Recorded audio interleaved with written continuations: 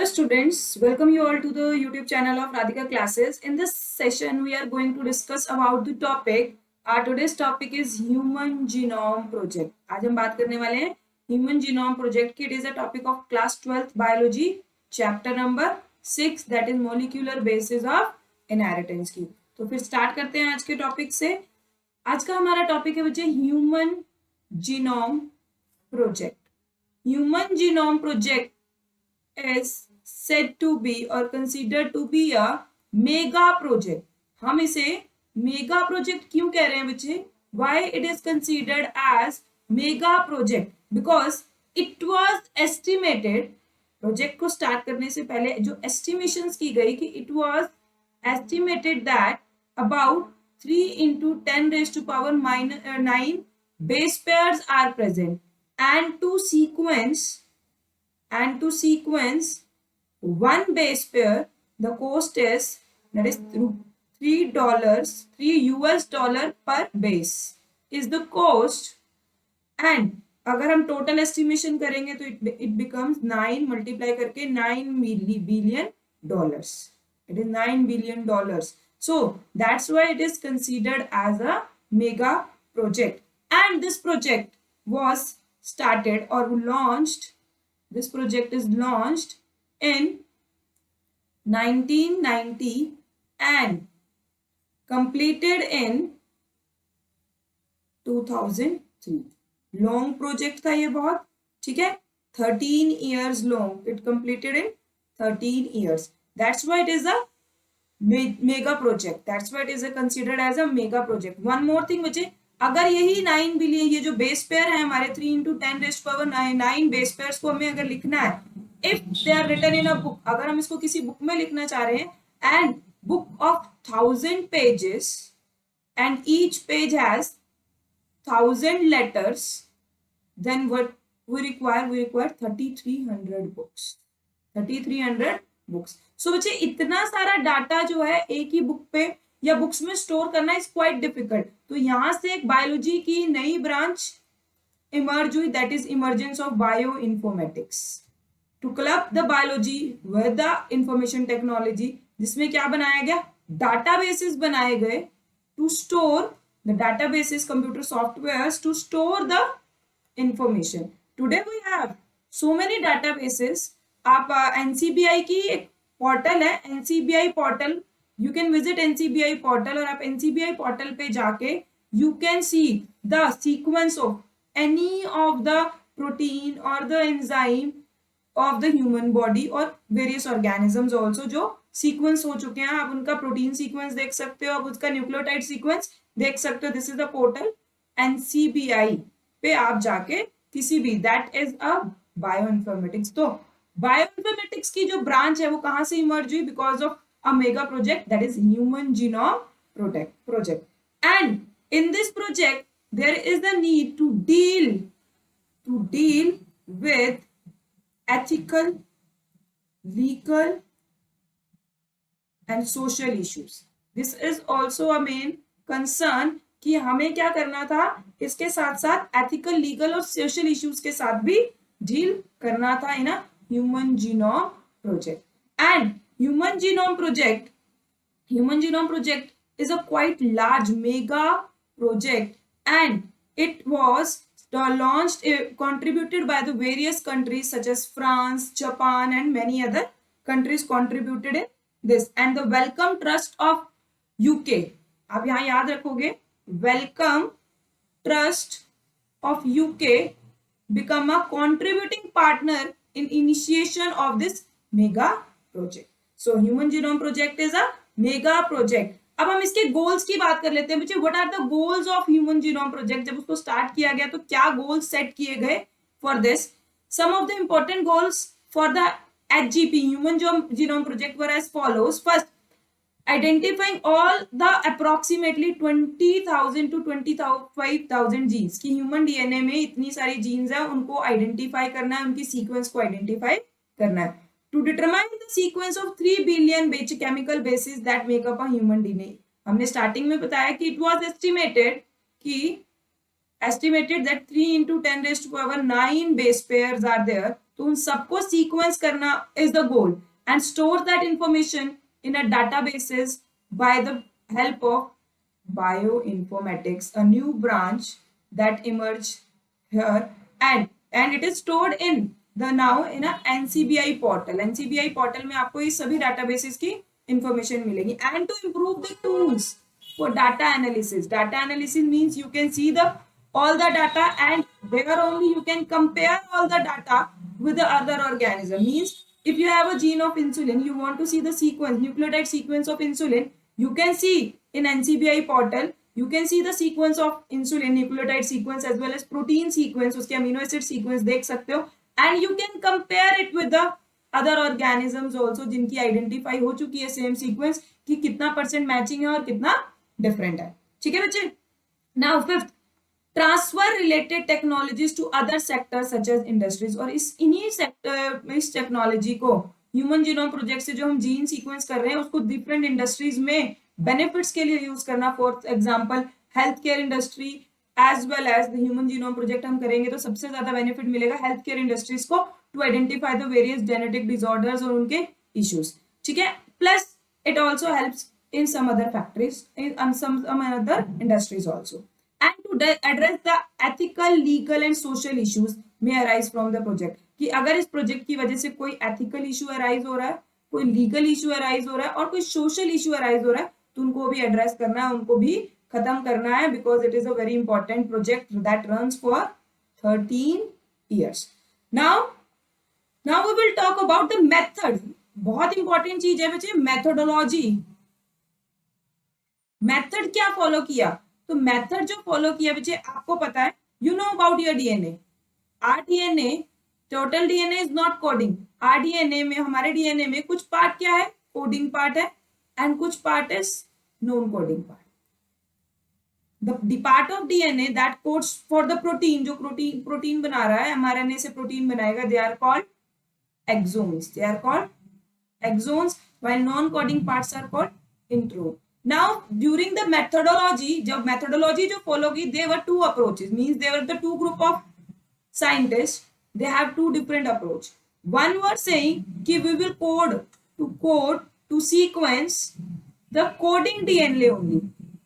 DNA का जो coding part है उसी को sequence कर लेते हैं. जो non coding part है उसको sequence करने की need ही नहीं है because that is non coding and that is termed as expression. उसको हमने क्या कहा? Expression sequence tags. Expression sequence tags, that is AEST.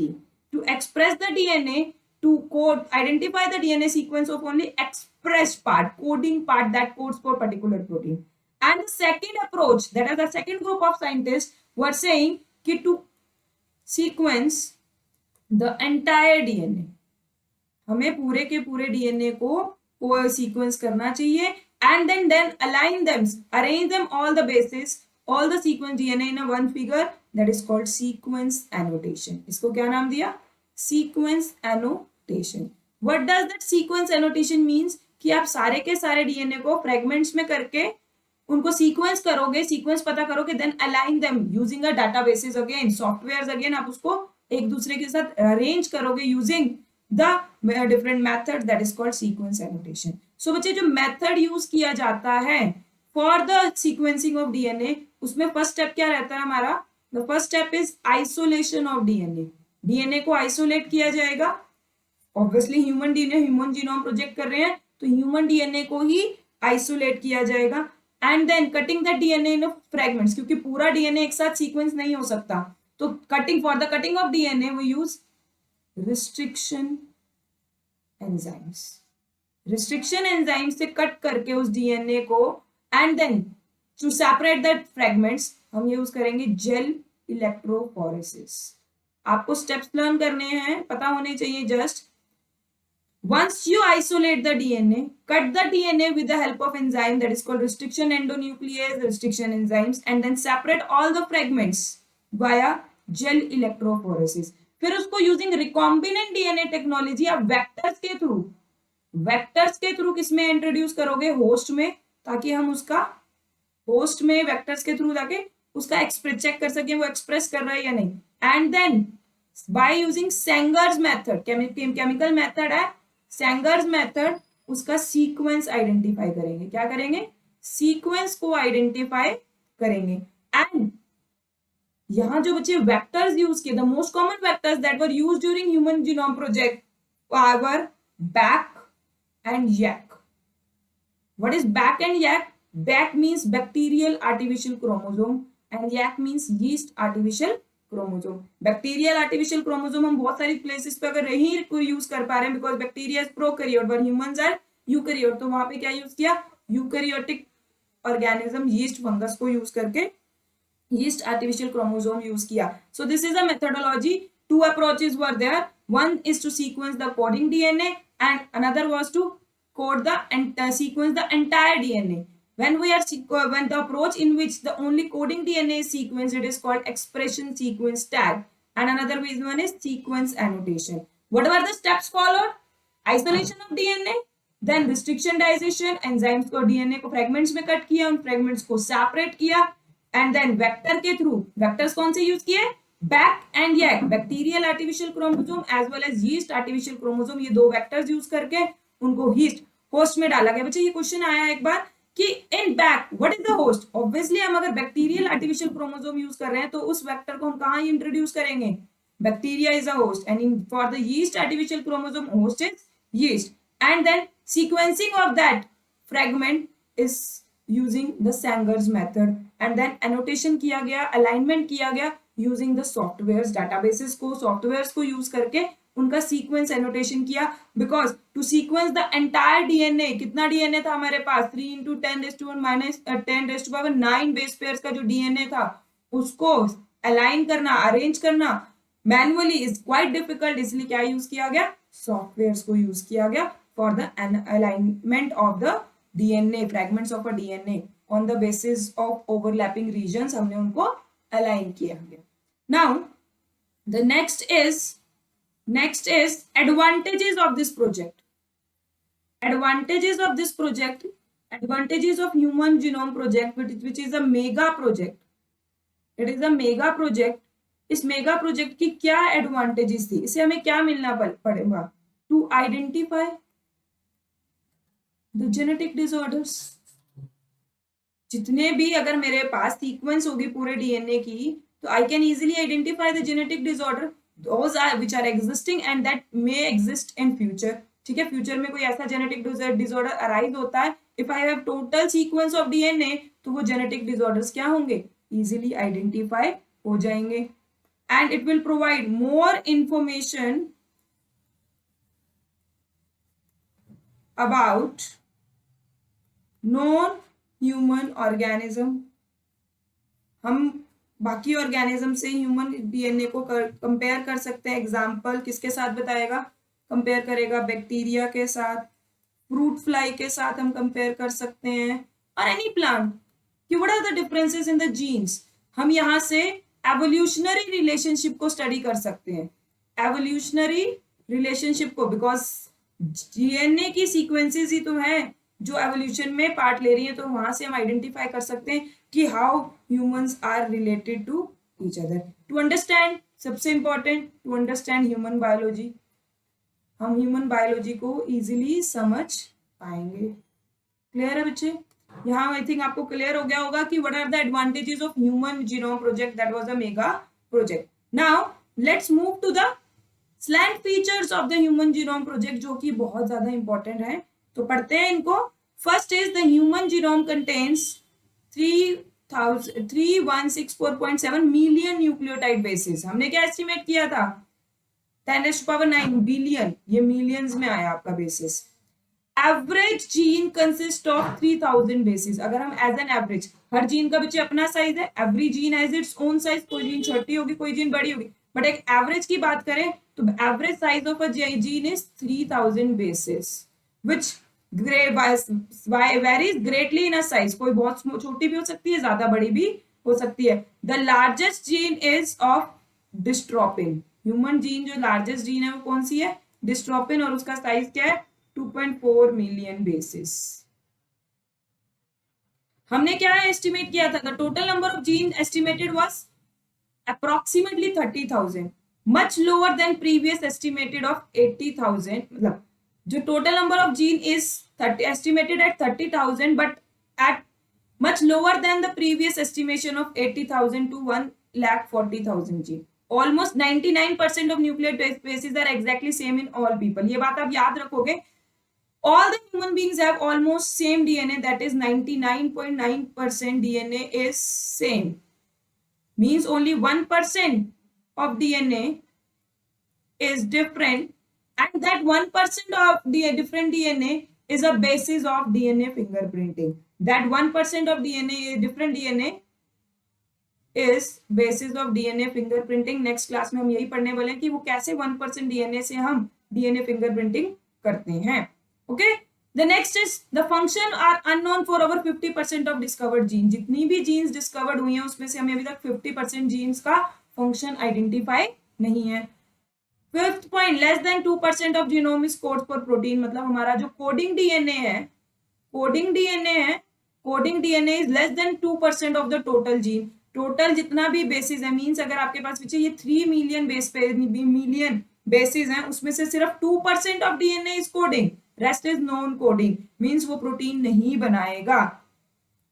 Next point is repeated sequences are very large portion of human DNA genome. Yes, हमारे DNA में repeated sequences हैं. Repeated sequences का क्या मतलब है बच्चे? Suppose this is a sequence A TTC.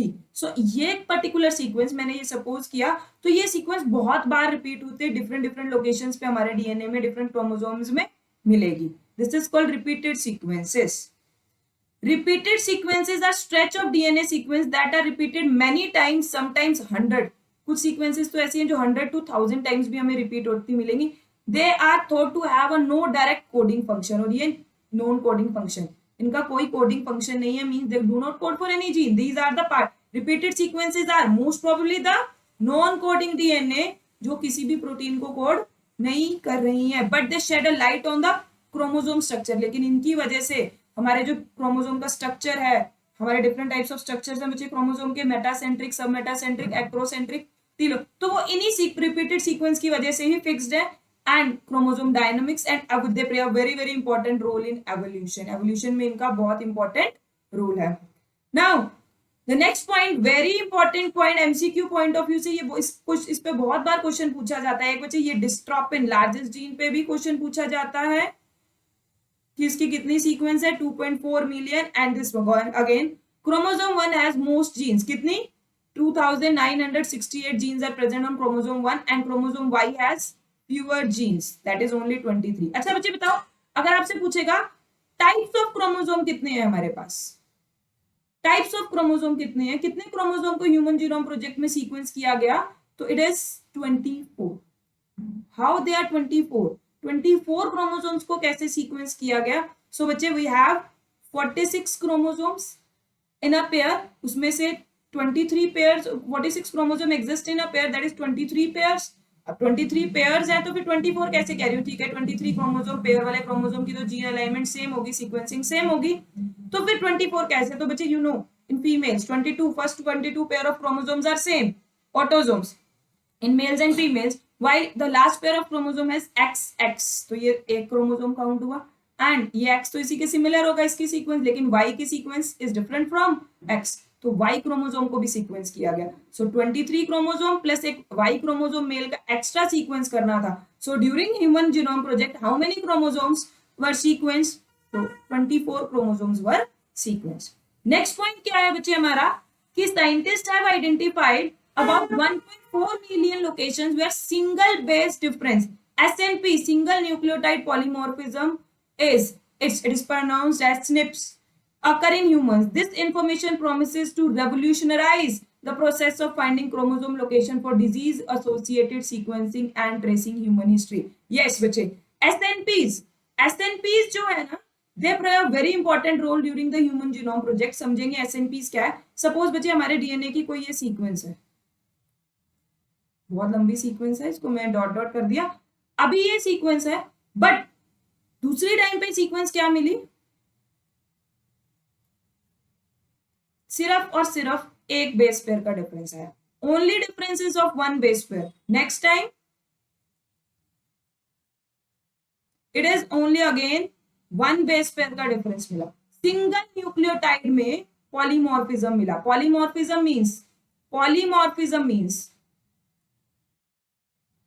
Poly means many, morphological features. ठीक है, तो एक बेस पेयर, अभी मैंने बोला कि हमने कि यहाँ पे रिपीटेड डीएनए होता है, रिपीटेड सीक्वेंसेस है, और पूरे रिपीटेड सीक्वेंस में के बाद हमारे डीएनए में क्या मिला, 1.4 बिलियन स्पीशीज लोकेशंस ऐसी मिली जहां पे DNA basis are different only in one nucleotide. Single nucleotide का डिफरेंस मिल रहा है occur in human, and that is called SNP, single nucleotide polymorphism. Single nucleotide polymorphism मिला, और यही था basis, revolutionary basis to identify the diseases in a human beings, disease related sequences, and tracing the human history.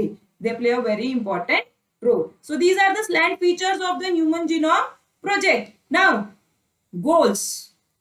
Human Genome Projects के goals क्या हैं? इससे हमें क्या benefit मिलने वाले हैं?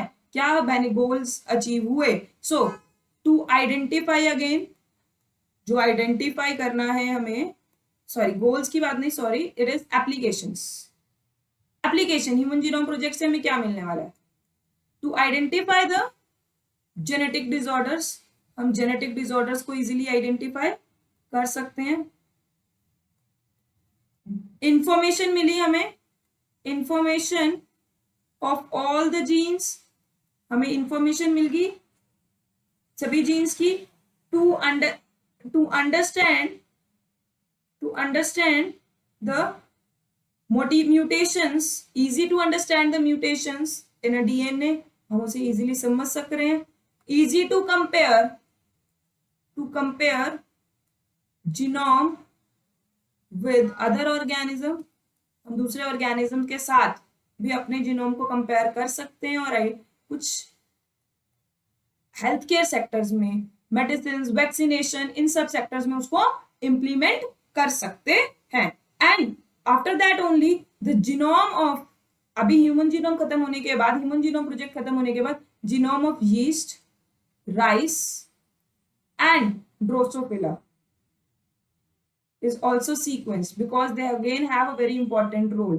ठीक है, यीस्ट का जीनोम, राइस का जीनोम और ड्रोसोफिला का जीनोम भी सीक्वेंस हो चुका है। So this is Human Genome Project, and in next class what we will do the last topic of this chapter, that is DNA fingerprinting. Thank you so much.